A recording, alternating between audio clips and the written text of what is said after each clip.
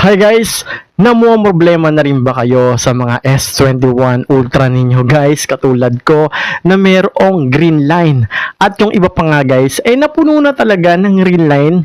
Halos hindi nyo na makita yung gusto nyong ma-view. So ito guys, ito na yung nangyari sa aking S21 Ultra pagkatapos ko siyang mapalitan. Ito guys, isi-share ko sa inyo kung saan ko nga ba binili yung murang LCD nito at ang maganda, parang hindi rin siya pinalitan ng LCD. Ren, kung magkano nga ba magpakabit LCD kasi guys, to be honest, nangambas na rin ako sa Green Hills, sa Market at sa iba pa. Ng S21 Ultra kapag sa Green Hills, bigay nila is 10,000. Para ka na rin naman bumili ng brand new cellphone, di ba? Bumili ako sa Shopee ng LCD and then pumunta ako sa Quiapo para naman ipakabit yung aking LCD. At alam nyo ba guys, sobrang mura lang ng pagpapakabit ko ng LCD. So sa video ito, ipapakita ko sa inyo kung kanino ako nagpakabit, kung magkano yung pakabit, at magkano nga ba yung binayaran ko sa LCD. At risado ako sa video na guys, so please stay and keep on watching.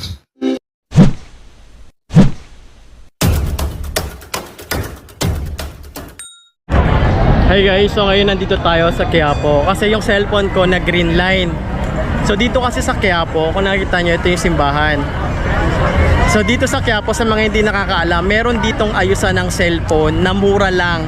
Kasi nangambas ako, so bumili ako ng screen sa Shopee. Itong S21 Ultra ko, meron na siyang green line. So bumili ako ng screen sa Shopee. So ngayon naman, dito ko siya ipapaayos sa Quiapo. Kasi pumunta ako ng market, pumunta ako ng Green Hills, medyo mahal doon magpapalit ng LCD. So tara guys, samahan niyo ako. Let's go! Dito tayo magpapaayos ng cellphone kasi magaling mag-ayos yung pinupuntahan ko rito. Yung pwesto nila, nakikita niyo yung escalator. Sa ilalim ng escalator tayo magpapaayos or magpapapalit ng LCD. Kasi dito sa kanila 400 lang yung nila, labor. Nakita niyo yan, plaza.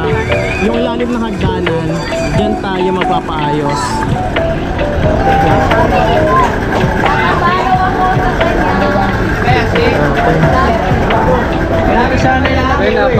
So dito ako guys nagpaayos. Diba ito yung Quiapo? Tapos lakad lang kayo rito sa may gilid. Ayan, makikita nyo yan dito. Yung lakay, dyan ako nagpaayos.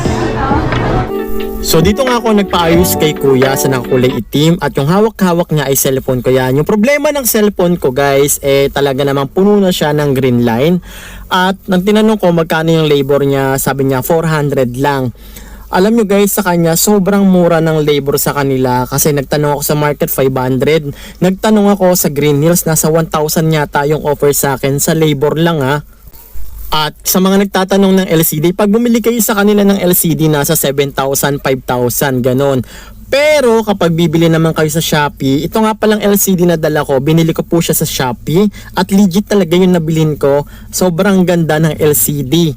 And then, sasabihin ko sa dulo ng video kung saan ko nga ba nabili tong LCD. At guys, pagdating kasi sa LCD replacement ng S21 Ultra, meron kasi dalawang klase yan guys, or apat na klase, hindi lang ako sure.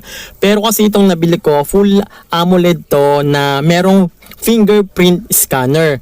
Yung iba kasi wala siyang fingerprint. At ito guys, meron na rin pala tong frame. So tatanong sa iyo ni kuya kung may dala kang LCD at saka kung may frame na ba, and then ipakita nyo yung dala-dala nyong LCD kay kuya.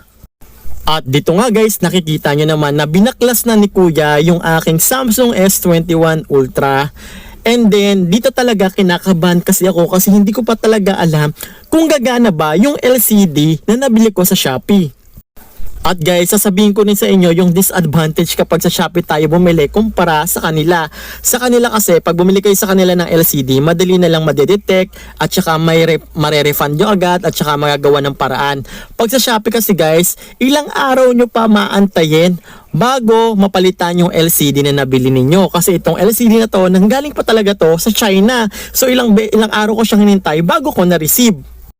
At dito nga guys, unti-unti na inaalis ni kuya yung parts para naman matest naman yung LCD kung gagana. And dito guys, hindi pa talaga ako nagiging okay. Kinakabahan talaga ako kasi hindi ko talaga alam kung gagana yung LCD. At dito nga guys, nakita naman ninyo na pinapalit na ni kuya yung binili kong LCD. At dito kailangan talagang mag-on siya. May makita kayong Samsung na lalabas. Baka ang lumabas dyan ay Motorola. At pag on nga ni kuya, uy, nag-ilaw ng Samsung mga be. Ayan, pero hindi pa tayo nakakasigurado kasi kailangan talaga pag open yan, magta-touch siya. Diyan talaga ako kinakabahan. Tapos sinitignan ko sana mag-touch siya at talaga naman walang maging problema. At ito na nga nakita ko, pinasok ko na yung aking password at talaga namang na-open siya. At yun na nga, sobrang kahit paano nakahinga na ako ng slide pero hindi pa dyan tapos. Kasi kailangan yung fingerprint ay gumana rin.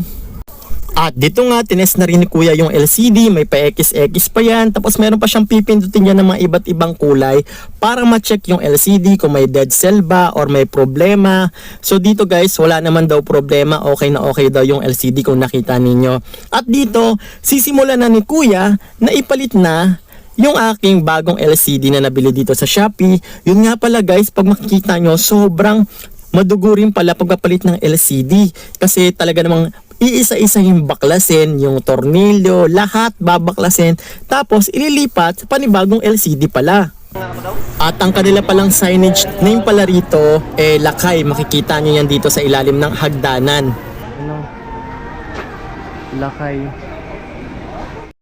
Dito nga guys, almost 30 minutes ko lang din yata inantay at mabilis naman kumilos si kuya. Mabilis niya lang na lipat yung mga parts talaga. Maski yung maliliit na parts, so maliliit niya, nalipat ko na. Dito nga pala, pangalawang beses ko na magpaayos dito before yung tablet.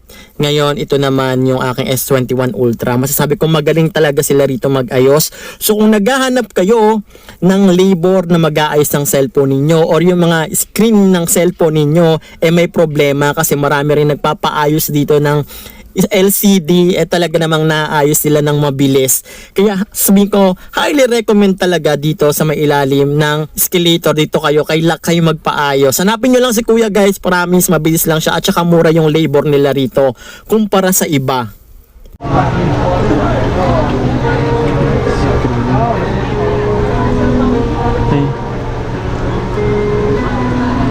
Okay na. Kailan ko pwede pa yan? Papalitan ng napalagyan ng tempered. Ano ba yung sa may warranty? After ng warranty, may warranty siya? Ilan? Depende kasi dun sa may sa may pinagbilan mo. Pinagbilan ko. Na hydrogel na kay kuya. Ayun. Pakabit tayo ng hydrogel tawag dyan. Tapos mat. Mamaya na natin siya tanungin para focus siya sa ganito pala magtabit dito. Ano ba yun? Yung ng lighter? Yung napapanood nyo sa Facebook. Dito sa lighter na dito. Yung may mga lighter effect sila.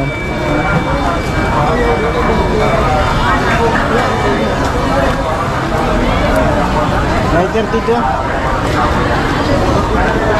Expert na yata si kuya dito yun. Ayan o.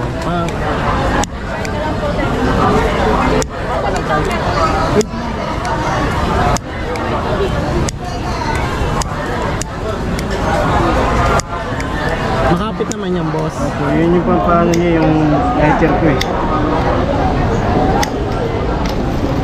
Wala nang kumapit. Tapos tsaka ikakater.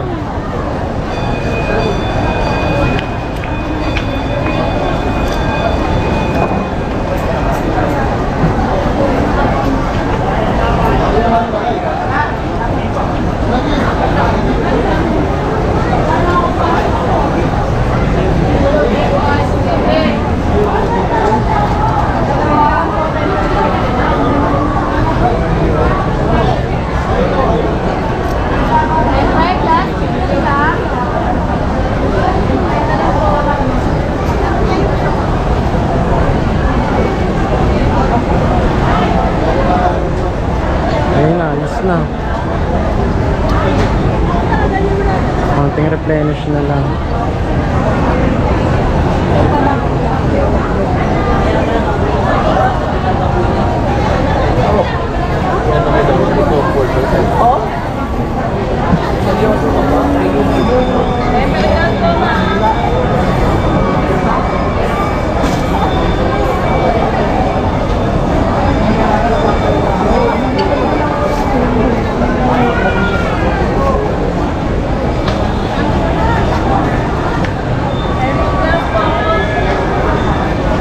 Okay na.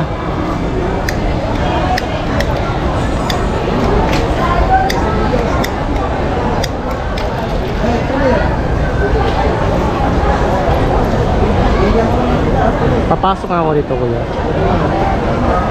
Yan, ano, expensive. Magkano yan? 200? 200 po. Yoko! Yok!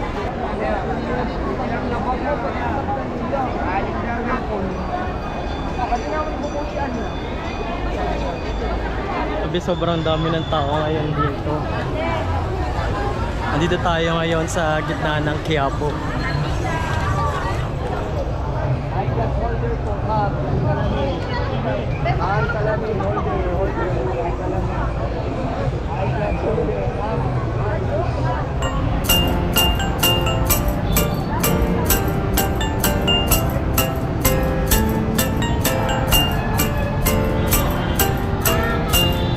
We wish you a Merry Christmas. We wish you a Merry Christmas. We wish you a Merry Christmas and a Happy New Ko na rito sa kanila, oh.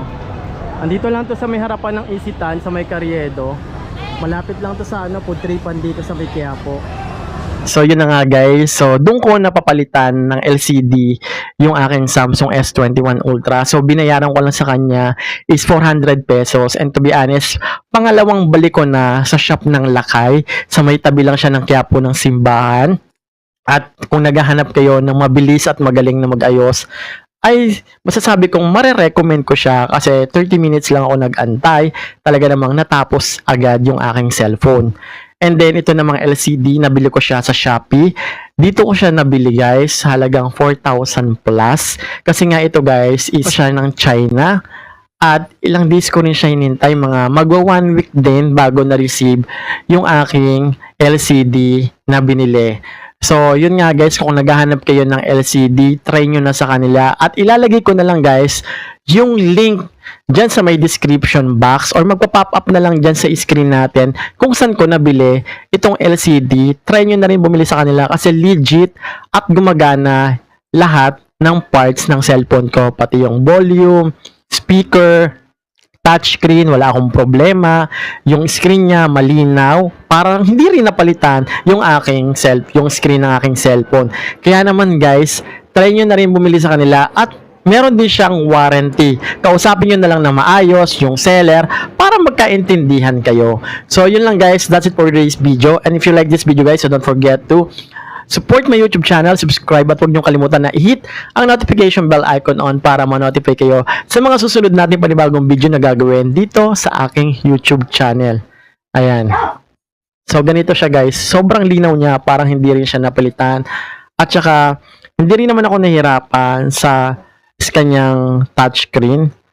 Responsive din siya. Parang hindi nga rin talaga napalitan yung aking screen. So, yung lang guys. Thank you for watching. At see you on my next video. Bye-bye.